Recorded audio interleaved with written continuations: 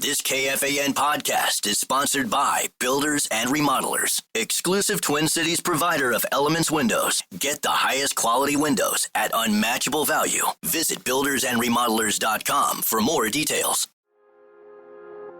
Something unexpected happened after Jeremy Scott confessed to killing Michelle Schofield in Bone Valley Season 1.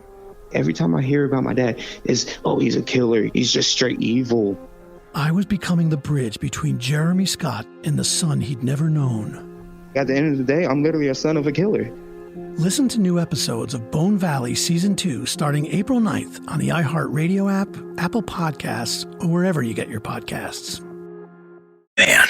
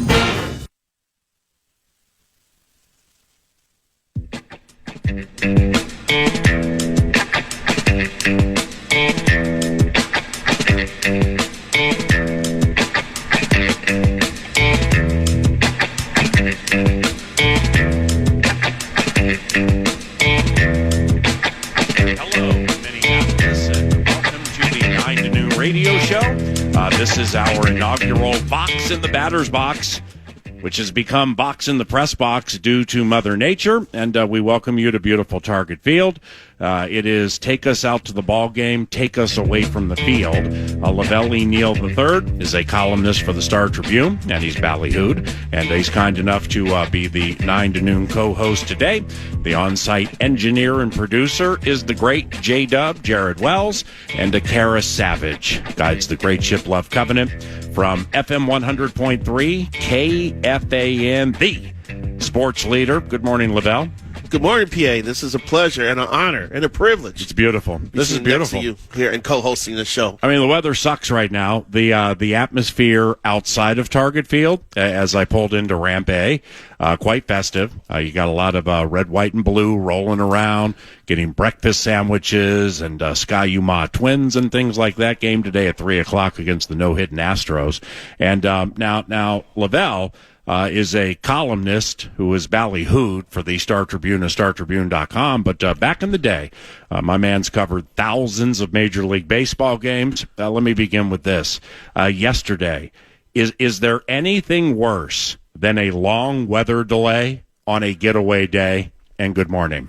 There can't be anything worse. And good morning. Especially when, and this is why I've learned through the years, even if it costs my bosses an extra hotel night, I do not try to get out that day. Right. What about deadline? Well, deadline also starts creeping into it, but most getaway days are afternoon games. Okay, so even if you get a delay for 3 hours or so, you still have time to make deadline. If you decide to wait all day and start at 7, now you're getting nervous, you know. Mm-hmm. But my issue was rain delays and trying to fly out at 7 p.m. after a 1 o'clock in the afternoon game. You know, 3-hour game, ends at 4, get back from clubhouse at 5, jam, get to the airport about 6 to catch that 7 p.m. flight. Are there certain markets where you can consistently pull that off? Because I would imagine south side of Chicago to O'Hare, after a delay, that's pretty much an impossibility. Detroit is the best airport for that because of the Delta connection. Then you got flights going, every other hour, so it makes it easier. Distance matters as well. So, but I've said, screw that. I'm just going to fly out Monday morning. After a Sunday game. I've been through that. Right. I feel for our beat writers. The guys covering the team and gal covering the team right now. Bobby Nightingale. Right. Probably had his travel plans upended. I just found out Betsy Helfand of the Pioneer Press was driving from Chicago back here and has to cover this game today. Holy cow! Well, it's a home opener. Yeah, I mean that's an intrepid nature with a side dish of tenacity that makes people next level beat writers caring about it that much, so that you got a delay and then you got a getaway day. And instead, I'm just going to jump in the car. What is it, 6.5 to 8 hours or something like that? About that, yep, 7 hours or so. Right. And with Betsy, she's got her family's in Chicago, so I'm guessing she left spring training a couple days early. Took Dad's car. Hung out with the fam. Right. And then drove down to St. Louis for the opening day bit. And drove back for the Chicago bit. And now she's racing against time somewhere in 94. So before the cavalcade of guests join today, I need to get squared away with a couple of things. Let's begin here. Who owns the team? Right now, it's the Polat family. Okay. I was just talking with some Twins officials about this. This might be the last, opening day for the Polats in a long, long time. Right. Since 84? Yeah. So I was wondering how many members of the family are going to be here in the family suite watching the game, because this could be the last time. And I'm not as associated with or intact with the Minnesota Twins as I am the other three of the core four. So therefore, like Joe Polat, I met him one time. I think God rest the soul of Carl Polat. I think I met him once or twice maybe over the years. But it I don't want to say it pains me when like the Polat legacy and the names are ripped and everything, and like don't let the screen door hit you on the way out. Yeah. You suck, cheap Polats, Polat pocket protectors, which is funny, and I understand. It's happening with Glenn Taylor a little bit too. Right, and I understand, from a competitiveness or lack thereof standpoint with spending. I understand that, and I appreciate that stance in caring about a team year after year after year.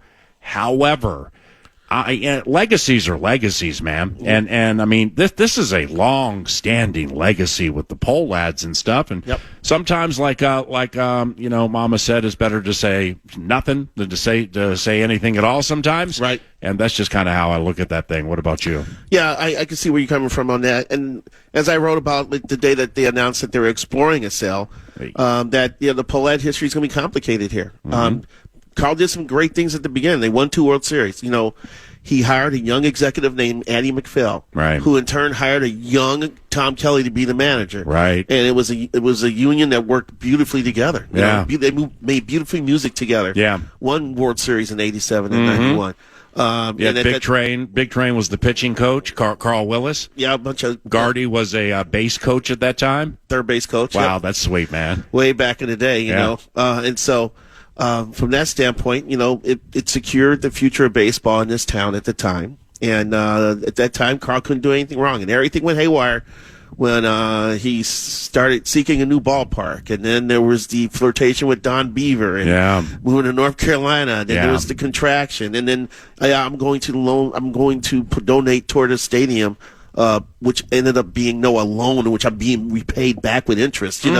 Just some of the messaging got out there and really led to some criticism of him and the family. And Carl took a lot of bullets through the years. Yeah. And recently they got the stadium built here, and it's a beautiful ballpark. Yeah, I love it. Easily within the top 10. You could argue maybe top 5 in baseball, but they keep building new stadiums now that are outstanding. Right. And so everybody was expecting this windfall of revenue. We're going to be able to afford all these players, and it hasn't necessarily been the case. And now the complaint has been about raise the payroll, you're being cheap. Why don't you go out and sign some legitimate free agents instead of signing Ty France? Get into your family's legacy money away from the business. Drop $100 million of that, and let Billy, Johnny, Tamika, and Antoine, the great grandkids, let them languish. Right? Yeah, not exactly that far, but you know what I mean. This whole process has been fascinating to me because I learned a lot about generational wealth. Because when it goes from the first generation to the second generation, there's a smooth transition. They want to do right by the dad, the old man, and the mom. But then once you get from the second to the third, and you got people with different interests in things, and you got aunts and you got cousins and more sisters and brothers. It's everything is not as aligned, and and I think it led to part of the decision here. Joe, I think, wants to still figure out a way to be part of this going forward. Yeah. I don't know if that's going to happen or not. I don't know if there's going to be a sale right now, based on recent reports.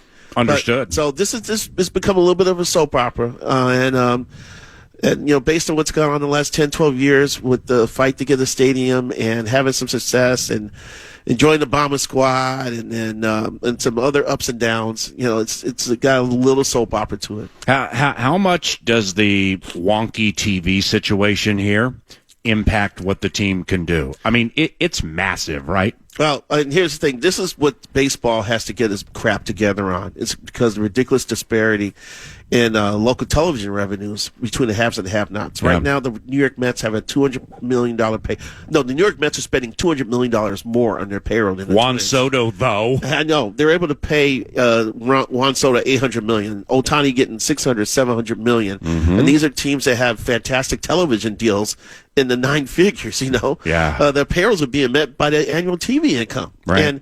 And Major League Baseball teams, I think they contribute 42% of their local revenue. I'm up here on 1261, waiting out the rain delay, watching the quad screen at MLB extra innings with Scott Hansen. Yeah, you get the baseball isms in between innings here because you're getting the MLB feed. Yeah. So the payroll disparity is fueled a lot by the television revenue disparity across the league. It's not just the Twins, and they need to get their crap together.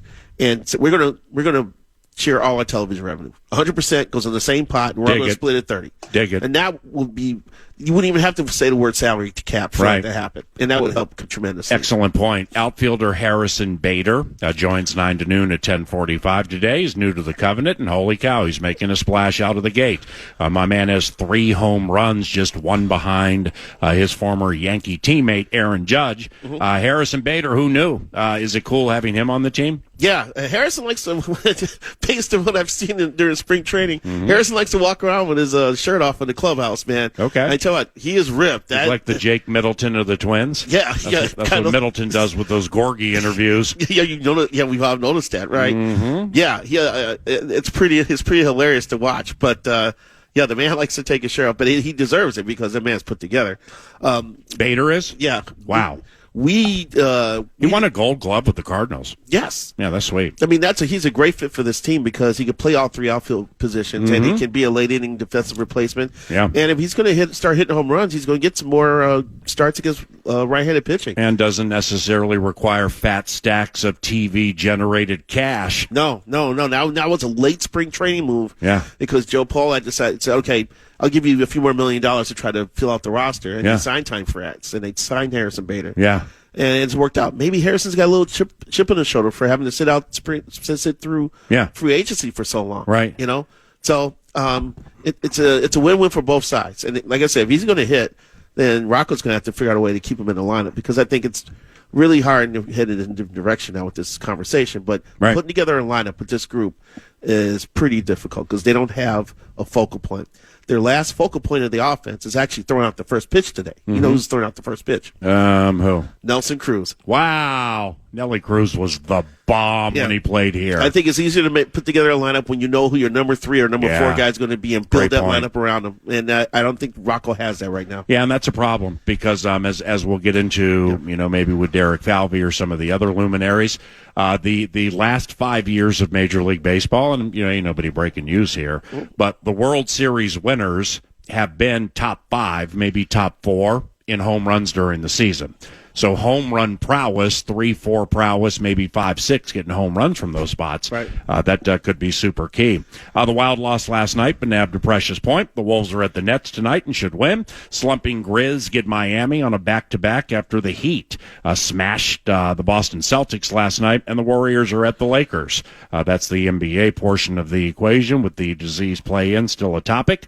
The NFL draft's first round is 3 weeks from today. All of that is hit with Lavelle and yours truly, Paul Allen, in the middle hour. And Wild coach John Hines joins around 10.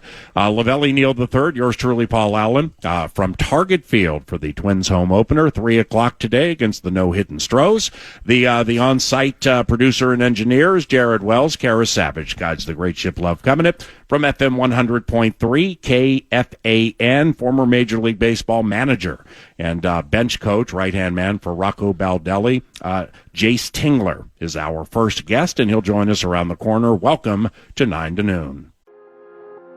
Something unexpected happened after Jeremy Scott confessed to killing Michelle Schofield in Bone Valley Season 1. I just knew him as a kid. Long, silent voices from his past came forward. And he was just staring at me. And they had secrets of their own to share. Gilbert King. I'm the son of Jeremy Lynn Scott. I was no longer just telling the story. I was part of it. Every time I hear about my dad, is, oh, he's a killer. He's just straight evil. I was becoming the bridge between a killer and the son he'd never known. If the cops and everything would have done their job properly, my dad would have been in jail. I would have never existed. I never expected to find myself in this place.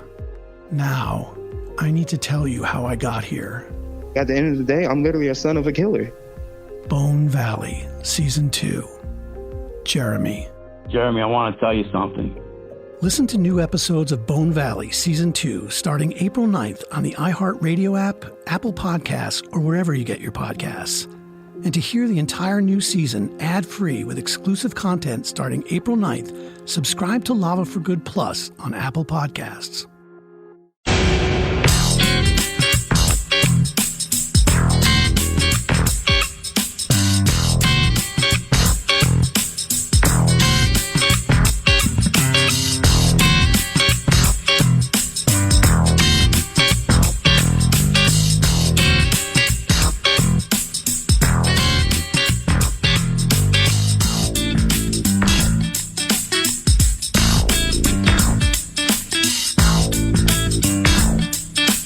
Jayce Tingler is a bench coach for the Minnesota Twins and described as some as Rocco Baldelli's right-hand man, and he joins us for what was going to be Vox in the batter's box right in front of the Twins dugout. It would have been the bomb, but Mother Nature and the wind and everything made it Vox in the press box. Lavelle Neal, yours truly, Paul Allen, now joined by Coach Tingler. How are you? Good to meet you, my man. You know what? It's great to be here this morning. Opening day, right? Yep. It's opening day here, and home opener. The home opener, right? And no matter how many opening days or home openers you do over the years, it's always special, and there's always a electricity in the stadium, and I know our guys are fired up, ready to play. So, and we feel pretty good after playing 2 good games in a row, and now being able to take that momentum. Right. And we've been excited to get back home. So here we are. Well, the from a nostalgia standpoint, people can argue whether baseball is still America's pastime or the Dallas Cowboys America's team, and with social media they want to argue about everything. From a nostalgic standpoint, Lavelle and I are both in our 50s. I'm going to speak for Lavelle here. Whether it's the Bulls or the Bears or whomever when you were growing up in Chicago, the home opener or the season opener at Comiskey, that was special. I grew up in the Washington, D.C. area, so Memorial Stadium for the Baltimore Orioles back with Eddie Murray and Ken Singleton and Al Bumbry and Doug DeCinces, players like that. I think that stands the test of time.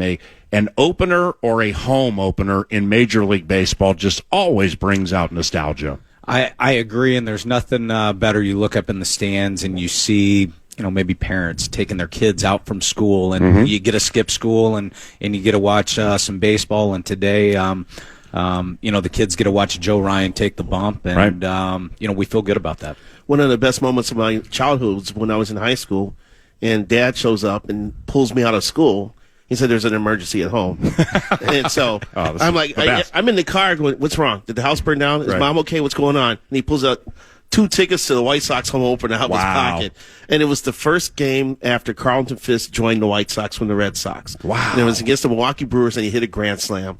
And I told my dad, I said, the headline in the papers the next day should be, Fisk changes his socks. and I knew, I knew then I was going up in the media business. But that was one of my favorite memories with my old man. Surprised me when opening day tickets. See, Jayce, we're neither one of us have felt our ribs for 30 years. And you're cut, like I want to ask you, what's after baseball, UFC?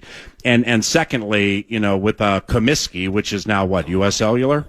Yes, guaranteed rate field. Oh, guaranteed rate, you say? Yes. Okay. All right, 3-2. So he goes back to, and new schoolers may have to Google this, he goes back to when the White Sox had a doubleheader, and between games 1 and 2 in the 70s, they burned and blew up disco records and albums, and they were so smart with the way they did it, they couldn't play the second game because they chewed up the field. That was against Detroit, and it was Mike Veck's brainchild, Disco Demolition Night. Yeah. And all these people who hated disco, like punk rockers, were sitting in the stands. Yeah. And they ran on the field as soon as the explosion took off, and Sparky Anderson was like, look at this field. They couldn't even play the second game in a doubleheader. It was awesome. Has baseball always been your game of choice? It has. I've grown up obviously playing baseball. It was baseball and basketball, and both my parents are high school teachers and high school coaches. Missouri? In Missouri, yep. Yeah. They were athletes too, right? They were. They were. And, to brag a little bit on my mom, she was she coached women's basketball for 30-plus years. I don't know if this holds up anymore, but she was the had the most wins as any female coach in the state of Missouri. That was as of 10, 15 years ago. High school, college? In high school. Wow. In high school, and she's inducted into the Missouri State Hall of Fame. So good for her. I grew up in the gym, honestly. Right. And then, as spring and summer rolled around, we would transition, into baseball. And with both my parents being teachers, we'd travel around and, being 5'8", my ceiling in the basketball circuit was probably a little bit shortened, but fell in love with baseball and been doing it ever since. Paul was talking to Jayce during spring training, and I worked for the Kansas City Star from '89 to '97. Yeah, right when he was at Smithville, Missouri High School. Wow, which was in our coverage area. So you saw his name in the headlines. He's Mr. Humble Brag here, or because his mom. I think he still holds every Smith Mill basketball scoring record, assist record, steals. Really? I think you still hold all those records there. We shot a lot of threes. I don't know if we played much defense, but we would get up and down the court and shoot. Yeah. So big deal. I got to bring it up, so I didn't always have to pass it, so I could just shoot it right away. So that's probably why those records still stand. Now, apparently there was a pickup game during spring training this year. Did they allow you to play, or were you a ringer for one of the sides? Well, and do they know? Because, you got a couple of new players here. The clubhouse can be, it can be multifaceted, with people from all over the world. So, all of a sudden the basketball comes out there, they're like, okay, I got him. And then you got a 42-inch vertical dunking on somebody. The one thing I know is that basketball is a young man's game. Yeah. And so I played one game, and it was fine. We had a good time. But then, we won our first game and then had to sit out about 10, 15 minutes. And I made an executive decision that once this body heats up and then cools down, it's not heating up again. So I thought it'd be best to be able to work out and be able to throw BP and hit fungos the next day. So we set that out, and no one, for the most part, really got hurt, but it was kind of good team bonding, at least for the staff. Was it coaches and clubbies, basically? Yeah, coaches, clubbies. Oh, no players? No players. Oh. Absolutely no players, in case Jeremy Zoll and Derek Falvey are listening. No players. Right. I understand. Yeah, for sure. This is Jayce Tingler, bench coach, and Rocco Baldelli's right-hand man. Also been told by many, quite the wizard with the fungo bat. And you just referenced fungo. But when from a team standpoint, when the boys aren't hitting like the first 4 games of a 182-game season, is it just a weighted-out scenario? Because, eventually, in a season that long, crooked numbers are going to come. Yeah, the first, I'll say the first 4.5 games, we tried to stay patient. We tried, we understand the process of having all the games that we do, and we understand that we're going to go through these things. The players, what stunk was they're trying so hard. They're chasing hits, they're getting out of the zone, and something that really happened the fifth game is after we get that 5-run inning, all of a sudden you see shoulders drop. You saw their personalities come back. There was a little pep in the step and leaning over the clubhouse instead of sitting back. Yes. The dugout. And so you just saw everyone go from being kind of a shell of themselves, from just trying so hard and stressing out, to all of a sudden it loosened up. And then that's why it was so important, I think, that we stayed around and played yesterday. We wanted to keep that momentum that we had the second half, and then it was great. Obviously, Pablo comes out. He sets the tone. He's throwing extremely well, and then we're able to get the Buxton homer. Everybody's upbeat. There's great energy. Bader gets the 3-run homer, and so now we just want to keep that going, through this home series here. Jayce, is there any science or psychology to handling a clubhouse during a lengthy rain delay like the ones you guys went through yesterday?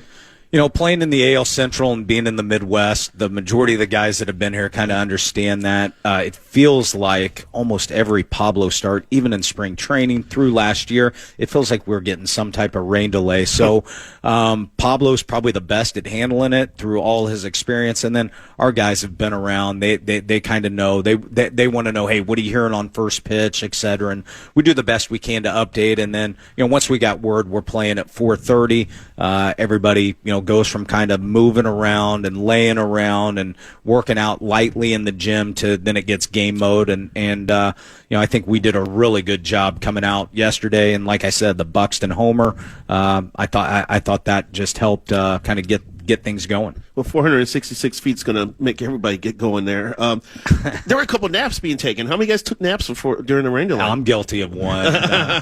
It's kind of nice now the baseball season starts. Everybody puts on the MLB channel. We're watching games from all over the board. I think we had the Milwaukee Royals game and everything going on. So you're kind of eating lightly. You're watching games and staying in tune with what's going on in the league, and then we get ready to play. What are some of your key roles for Rocco and the team during games? I try to be I try to keep Rocco present. What I mean by that is watch exactly what's going on right there. So he can use all the information he has. Most importantly, he can use his gut and feel for the game. I try to work 2, maybe 3 innings ahead. So, if we're in the 4th inning, I'm starting thinking, 3rd, 4th time through, what are we thinking in the bullpen? If we're tied, are we thinking about pinch running, pinch hitting, and just kind of all those scenarios.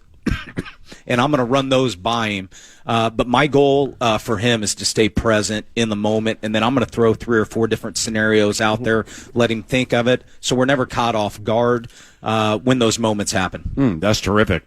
Now, growing up in Missouri, and when you walked in here between segments, you're like, what are we going to be talking about today? It's, I hear you call football games on the radio. Are we going to talk any football? And I'm like, cool. I mean, we got a bunch of baseball here, but now that I, knowing you were from Missouri, I should have thought of this immediately. Let me guess, a Chiefs fan. I am a Chiefs fan, and I don't want people to say, "Oh, Mahomes." The Rams were there when you played there. When you lived there, you had a choice. No. I can talk Steve DeBerg to Dave Craig to Elvis Grbac. You want to talk like Joe Montana? Like absolutely Joe Montana. But Wow. Christian Okoye, Barry Word, Steve Bono. Harvey Williams, Wow. Marty Ball, and Derek Thomas and Neil Smith on the defensive end. So when people are like, "Oh, it's just Mahomes," I'm jealous of my 2 boys.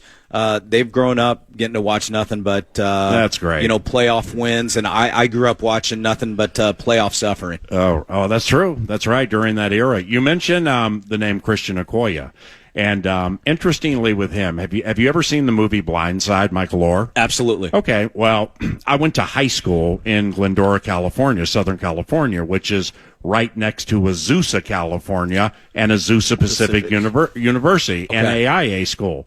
So when I was a junior or a senior, mid-'80s, early '80s, Christian Okoye, he showed up at Azusa Pacific. And when I went to those games, it was like Blindside, but he was a running back. I mean, you had all these little guys running around trying to bring down the Nigerian nightmare. And he must have gone for 300 yards a game. It was one of the most unbelievable things I've ever seen. I had always heard he was a track sprinter and a soccer player, and then, seeing the size of him, what do you weigh, 270 pounds, and one of the fastest guys in the league. I can't imagine trying to grab his ankles and trying to take him down. I covered a few Chiefs games along the way, and this man also was a very flamboyant dresser. He walked out one day in purple leather pants. Wow. And the whole clubhouse just went bananas. They were like, oh, my God, look at that was it. I still remember the collision between him and Steve Atwater. Yes. Atwater could hit, too. Yes. For Denver? Yes. Yes. Jayce, what was it like managing the Padres? I mean, you were there a couple of years. I'm sure it didn't end the way you wanted it to end, but nevertheless, being a manager in Major League Baseball is super cool, period. You almost won Manager of the Year in 2020. Mattingly got you at the wire. You won a wild card series against the Cards. So what was that like? It was an absolute blast, and the players were great. I was around great players, and we really had, certainly the 2020 season, and then, basically 3/4 of the 2021 season. We were having a lot of success, and things didn't end up turning out well towards the end. We were certainly injured down the stretch, and it didn't work out. I think the one thing, as I look back, the one thing that I can't say I regret, but it's just one of those things that came up is San Diego was an awesome city. Really? And unfortunately, 2020 and 21, I didn't get to really experience the city with all the COVID lockdowns and things like that. So I never really got to embrace the city being, open, and all the restaurants and pubs and things like that What's downtown. that area called? The Gaslamp? The Gaslamp Gaslamp District. Yep. Yeah. It's the bomb. Yep, it really is a good spot. But I tell people all the time, it's like the weather out there is great. But you get up here to Minnesota, once we can kind of ride out these first 6 weeks, the summers, they're not San Diego, but close to San Diego. The summers here are great. We got 5 or 6 new coaches this year and new staff members, and I've been telling them all spring training is just once you ride out these first 6 weeks, I'm telling you, it's an absolute just hidden diamond mine. Yeah, it's beautiful up here in the summer. Yeah, and the ballpark's beautiful too. Gorgeous. Jayce, you had Chris Paddock as a manager, right? Yeah. Yeah. So tell us about what you saw in Chris Paddock then, and how it's translated to what he is today, considering the fact he's had a couple surgeries. Sure. You had him at his best. So 19 was his best. I had him in 20 and 21. Okay. And he was part of, in 21, we went through basically the trade deadline, and we were pretty healthy. And I'll never forget, an hour after the trade deadline passed, Paddock was out there throwing his bullpen, and he popped an oblique. And so we lose him down the stretch, Snell down the stretch. There were 4 out of the 5 starters that went down within 2 weeks. And so, but to answer the question, with Paddock, being able to throw his fastball at the top of the zone with good hop. He's always had the plus changeup, and now he's been derailed a little bit with a couple injuries. But he's motivated to get back. I know he wants to shake that first start off and get back, and he'll have his chance here against the Astros in a couple days. All right, now after when you were a manager, after beating the Cards in the playoffs, you guys, the Padres, lost to the Dodgers. Does it bug you? There's no salary cap in baseball, and teams like the Dodgers can outspend almost everybody. It's the way it is, and I'm not gonna sit here and be frustrated. I'm actually impressed with what the Dodgers have done. They've gone out, they've acquired the players that they've certainly targeted, and everybody thinks of the big names, the Ohtanis, but I think about the guys that they acquired, like Tommy Edman, and the start he's off to, and what a good ball player. You saw him play in the World Series in the postseason last year. He's playing shortstop. He can play second, plays all over the field. They can plug him into the middle of the order. He's a switch hitter, and so I think of some of those other guys that they acquire. I think it's easy to think about the big names with the Mookie Betts, but they've also moved on from some good players with Corey Seager, and they've replaced. So it's super impressive what they're doing now, and I think it's actually probably good for the game. You get Hunter Brown today with the Astros. Now, I mean, I called them the no-hitting Astros. They're really struggling out of the gate at the plate. You guys were too, busted out of it south side of Chicago. It's when the season's so long, and granted, Alvarez and Altuve and Pena and some other guys have their batting averages are in the ones right now. That ain't going to so like from a coaching standpoint, you got to look at what's in front of you, obviously what they're struggling with, and let's make them bust out of it. But sooner or later, the high-enders are going to bust out of something. You just don't want to be on the wrong side of it, right? That's exactly right. And these things happen over 162. It gets enhanced at the beginning of the year when you get off and you want to get going. And so they're going through offensively a little bit of what we went through our first 4 games. But with that being said, from Alvarez to Altuve to Paredes, Walker over at first base. Oh, they got Christian Walker. That's right. That is That's right. a good move. And they've got they've got players that have a long history of playing and performing at a very high rate, and so we know this is a very talented team. Mm-hmm. And you mentioned Brown earlier. I think he's one of the young pitchers that is a potential future star in this game. He's got really good stuff. You're going to see the fastball and four-seam, two-seam. He can cut it. He can throw the breaking ball. He's tough on lefties. He's tough on righties. And so we're going to have a really good pitching matchup today. Kyle Tucker, Cubs, right? Yep. Yeah, it's strange when I watched a Cubs game the other day, and Kyle Tucker's Astros immortality, man. I'm kind of like, how do you let this guy go? The Cubs sent 2 major prospects. Yeah, I understand. For Tucker. Right, but he's mashing. He's crushing it right now. But it's weird prepping for the Astros and not seeing Kyle Tucker. No, it's the last couple of years you think of Tucker, you think Alvarez, and you certainly think of Bregman. And 2 of those 3, that's right. From the offensive end, aren't there.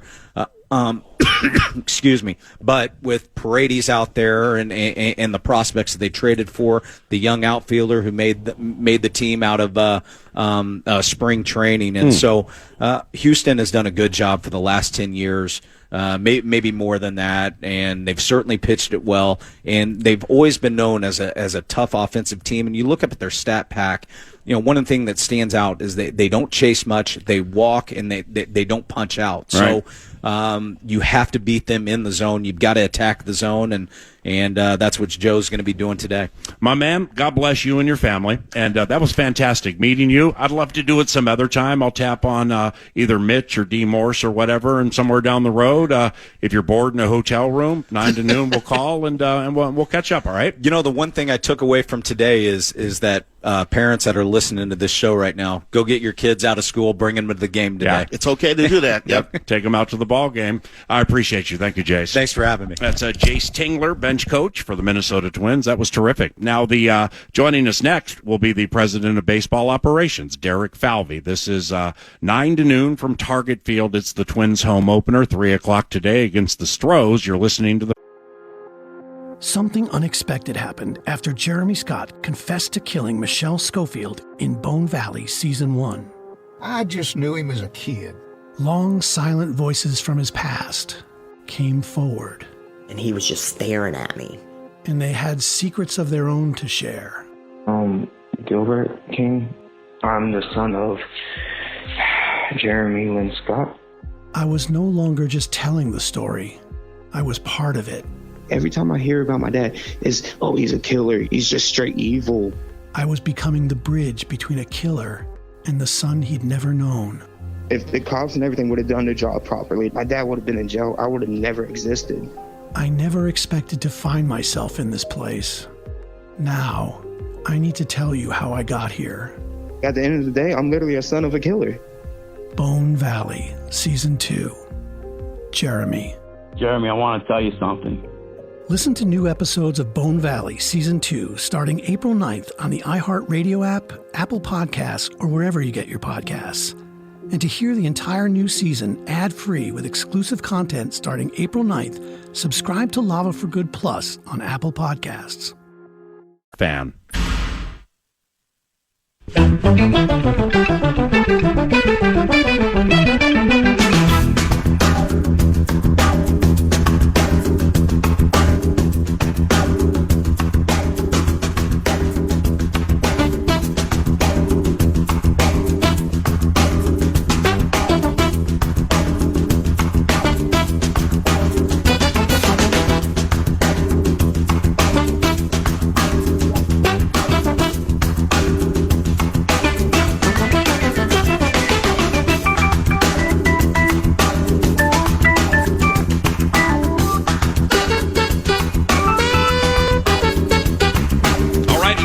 to Target Field. It is the Twins home opener today, right around 3 o'clock against the Houston Astros. It's Ryan v. Brown, Brown v. Ryan, and we welcome Derek Falvey, somebody who's joined 9 to Noon frequently over the years. Really appreciate the contributions, too. He's president of baseball operations for the Minnesota Twins, and this was supposed to be what we call Vox in the batter's box, where yours truly with Lavelle, the columnist who's ballyhooed, we were going to be in front of your dugout. Mother Nature with the wind and the radio and the microphones and everything turned it into Vox in the press box. But we love it here, and thank you very much for having us. It's great to be here, and anytime you're here for opening day, we were just talking about it before we got on.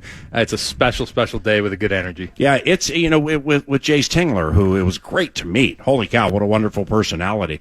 And what an amazing baseball IQ. I mean, it shouldn't surprise anybody, or he wouldn't, be a right-hand man for a manager. But there were a lot of eye-opening things in the chat with Jayce, but we brought that up with him. I'm from the Washington, D.C. area and went to junior high school in Maryland. So therefore, when Eddie Murray, Dennis and Tippy Martinez, and Don Stanhouse with Earl Weaver had a home opener at Memorial Stadium, it was big, it was massive, and Single Mom would take me and my friends all the time with Lavelle, south side of Chicago, when it was Comiskey. I think he still has a game-worn Ron Karkovice, don't you? Lamar Johnson. Lamar Johnson? I thought it was Thad Bosley with the short pants. No, Daryl Boston, actually. So people can have their opinions, and Lord knows they do, with everything. No doubt.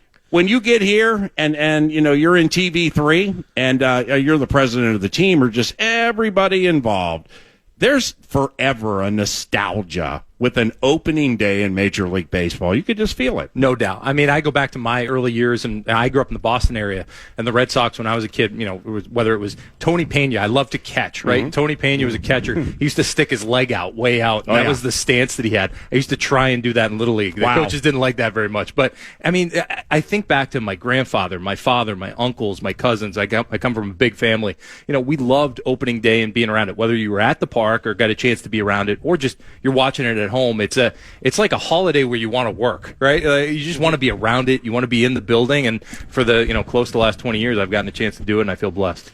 That's the awesome thing about this. One of the things I got the most enjoyment out of as a beat writer is to show up at the ballpark at 2:30 in the afternoon when it's empty and kind of just watch the ballpark slowly come to life. Love it. Our first pitch. On opening day, you can't be beat. I mean, just walking in from ramp A and looking at the breakfast on the plaza and everybody lined up, and I'm hearing Pitbull music thumping and everything. It's festive as hell. And right. I'm like, wow, it's like 8:30 before 3 o'clock game. You can already feel the energy building. No doubt. I mean, I heard there were people out there at 4:45, 5 o'clock, getting ready. I do what you do, Lavelle. I love a ballpark as it's opening, as it's kind of coming to life. And on opening day, it's really special because it's early in the morning. There's just that buzz to it. The grounds crew's out there. Nobody else is around. Right. And then it comes to life. And at 3 o'clock, when that anthem's going and you got the flag across the outfield, there's no better place to be as you kick off spring. And now, when it comes to baseball and the marathon, not sprint cliche, which is accurate, and it's 180, we got 162 here. So when you start out with the first 4.5 games not hitting, and then before things bust loose at guaranteed rate, you got beat 9-0. So, I mean, but as a president of baseball operations, a manager, general manager, Jeremy Zoll will have later, players to a certain extent, it's so different than the other sports where when, it's like, wow, we can't hit threes for the course of a week. I mean, you might fall 8 spots in the standings and can't catch it. Hockey, you can't score for a week. Holy cow. Football, I love, with working along with the Vikings, training camps, unbelievable, because it's not everybody's as tense as I know they're going to be opening week with that 1 game a week deal. Baseball's so different than all that. You have the luxury of kind of wading your way through, not hitting and things like that, right? Yeah, no doubt, P.A. I mean, I think, when I looked at the first 4 games, the equivalent in a football season, I think, is like you just got to the second quarter of the first game of your schedule, right? Like that's roughly where we were. Obviously didn't go the way we wanted to, but then you win the last 2, right? You get momentum going. Pablo looked like Pablo yesterday, which was huge for us. A chance with a rain delay to come back out there, go. Harrison Bader, guy we signed, has really hit the ground running here. And then even Correa, off to a slow start offensively, but playing tremendous defense and ultimately finding a way yesterday to get his back going a little bit. I believe in this team. This is a great group. It's a good roster. I'm excited about what 2025 has for us. It's tough because it's easy to overreact after 4 games, but people also don't want to underreact as well. So that allows them to overreact. I think. Yeah, no doubt. 2 wins later, you guys are tied for first place in the division. Yeah, and Bader's a home run behind his former teammate Aaron Judge. I know, it's wild. Seriously, this game will drive you crazy from time to time, Lavelle. You know that. I know. You've been on the beat a long time when you were, and you see the ups and downs. I think the best teams find a way to have some urgency, right? You don't want to let something spiral on you or go too long, but you got to show up and have the same routine every day. It's so important that you show up, you're prepared, you go about it, and that's what our guys were doing in Chicago and got those last 2 games. Now, with those games in Chicago, and it's weather can be chilly here, all over the country this time of the equation, but. And I know the White Sox, I think their wins total into the season was 53.5, which is unbelievable. But nevertheless, so they're transitioning. It still makes me sad when I'm watching the games. Now I got to find it on 1261 on Comcast. Took me about 3 innings to get that, but I'm cool. That's cool. I got to see Kyle Tucker with the Cubs. I'm like, who knew? And he's really good. All right, 3-2. It's so sad when your team's not great. The crowd is paltry. I mean, it's. Do you feel a transition there with everything they're going through? With the White Sox are baseball immortality, so that fan base will support. Man, they're transitioning, right? Yeah, no doubt. I mean, obviously they had a really tough year last year, and every team goes through some ups and downs, right? And that's the reality of it. When I look at that team, though, and I see some young players and I see some talent in the minor leagues, it's the nature of our sport. There are some ebbs and flows to it all, but this division is a very strong division. Yeah. I mean, last Tigers year, got good. No doubt. 4 teams over 500, inclusive of us, 3 teams that made the playoffs last year in the AL Central and won playoff games and moved on. So I think that we're going to see a really competitive division again. I think the White Sox are young, going to get better. Ultimately, all those teams that hunted the playoffs last year are going to do the same. So we got our work cut out for us. And isn't it interesting enough what you just said, about the division? Because, I don't know, Torkelson, McKinstry, like 4 or 5 of them for the Tigers, highly touted to a certain extent. Yeah. They're okay. But then all of a sudden, they gained some confidence second half last year. Well, now they've carried it into this year, and that's another beautiful facet of baseball where it's such a long burn, long play game that if you start like Clint Hurdle, one of the most highly touted players in the history of Major League Baseball, didn't live up to the hype. If you start ruling them off too early, you might get burned. No doubt. You always have to. That's the hardest part with younger players is that patience, but also that urgency. And for us, we've been competitive. We've tried to, put ourselves in the best position. You want to continue to grow those young players. We've seen some ups and downs with those guys, but you're going to lean on them. Go back a number of years. Byron Buxton went through stretches early on in his tenure here where he struggled some, right? But you got to stay with him. You got to find a way to support. And when you do, you see the fruits of that labor over time. The thing about this division is that the level, the top tier player, there's more top tier players in this division than I remember like 5 years ago. That's fair. The reigning AL Cy Young Award winner is from the AL Central in Tariq School. Yep. Who I remember being coached by Rick Anderson his first couple years with the Tigers. Wow. Everybody talked about Bobby Witt with the Royals. Cole Reagans, I wrote a story today about what defines an ace pitcher, which I've asked you about 5 times the last 2 years. Looking at Cole Reagans, I said, this guy's an ace in training. I said, he's on that path. And you think about the talent that the Guardians have with their pitching staff, and Stephen Kwan, who I still don't know how he hits, but he just hits. And, of course, Ramirez. No doubt.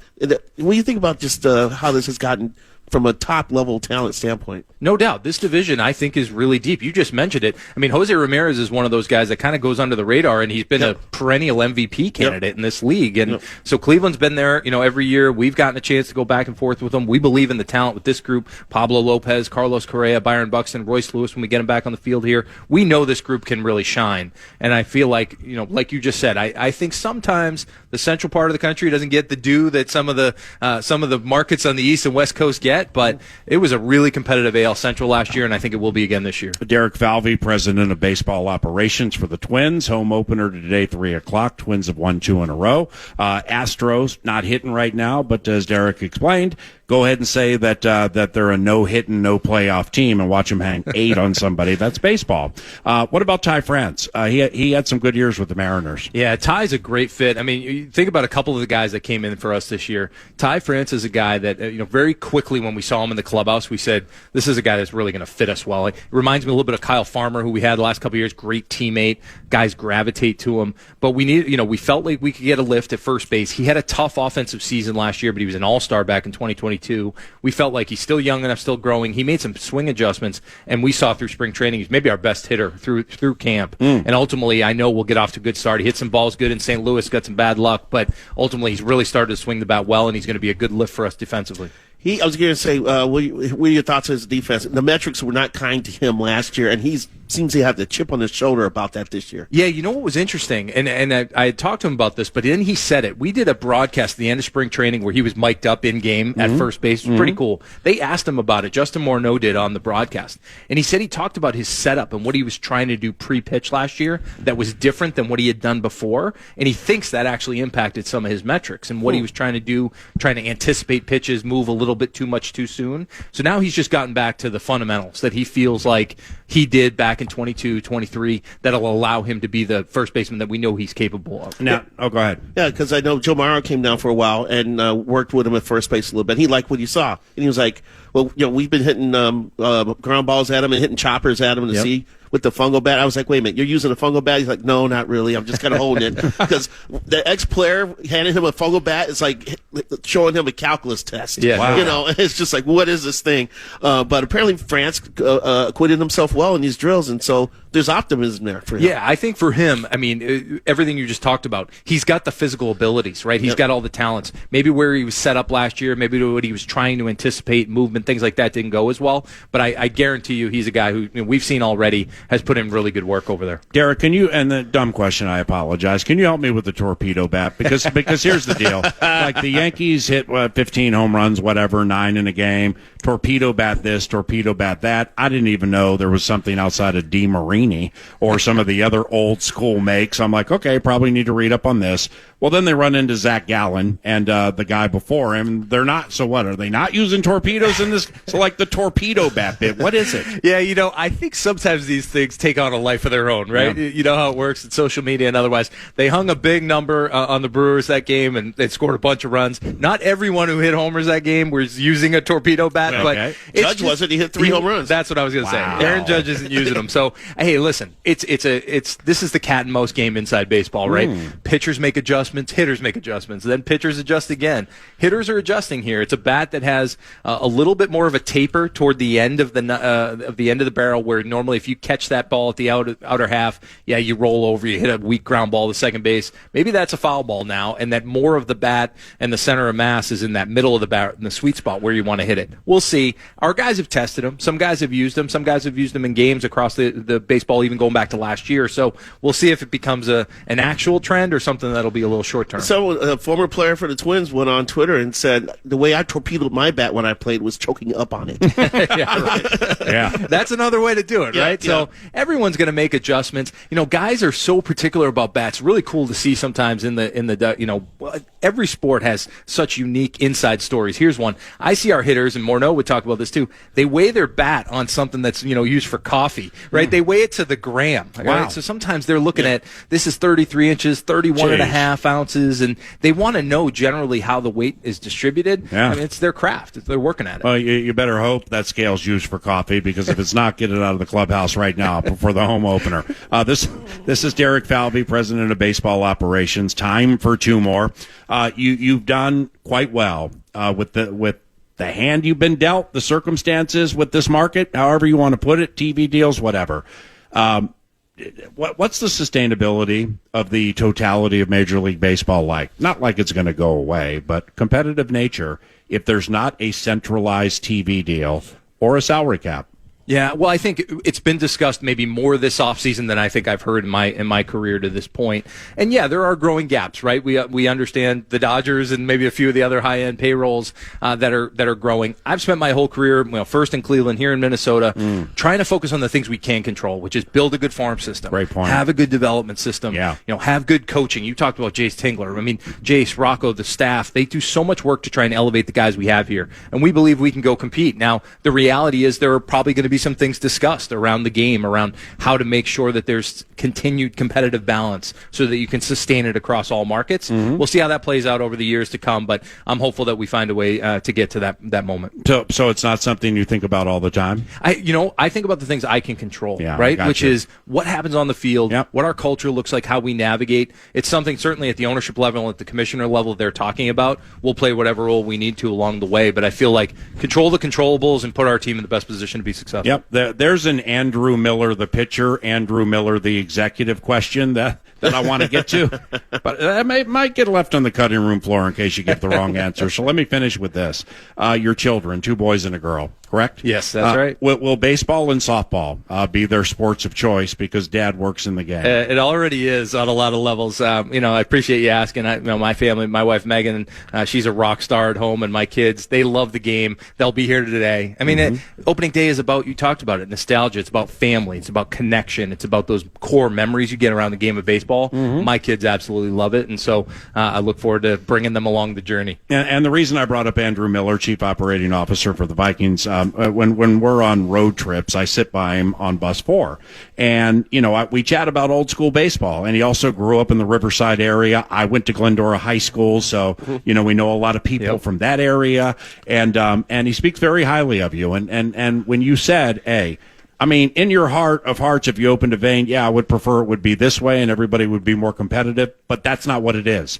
And he has that outlook too with things where I've heard him say, this is what's in front of us. We can't change it. This is something with which we have to deal. So we're going to be 10 to 10 dealing with this. No doubt. Andrew Miller is one of my favorite people on earth. He's been like a big brother to me and a leader. We worked together in Cleveland for a period of time. Yep. When I first started my career, we had cubes next to each other. But he's one of those mentors in my life that has helped me think about challenges like that and how to deal with and how to go through those. Mark Shapiro, Chris Antonetti, Mike Chernoff, those were all people I worked for there. Dave St. Peter, others. Great leaders I've been around do the same thing. Right? Like Terry Francona. Exactly. Tito would be central to all that. Control what you can control, be the best you can be every day when you show up, and then let the chips fall where they fall. That was fantastic. Thanks for having me on. God bless you and your family. Appreciate it. And we'll be pulling for you from afar all season. Look forward to chatting with you again. Awesome. Great to be on, guys. Yeah, appreciate you. Derek Falvey, 9 to noon is at Target Field. We segue from baseball for a segment with John Hines, coach of the Minnesota Wild, joining us next. Something unexpected happened after Jeremy Scott confessed to killing Michelle Schofield in Bone Valley Season 1. Every time I hear about my dad, it's, he's a killer. He's just straight evil. I was becoming the bridge between Jeremy Scott and the son he'd never known. At the end of the day, I'm literally a son of a killer. Listen to new episodes of Bone Valley Season 2 starting April 9th on the iHeartRadio app, Apple Podcasts, or wherever you get your podcasts.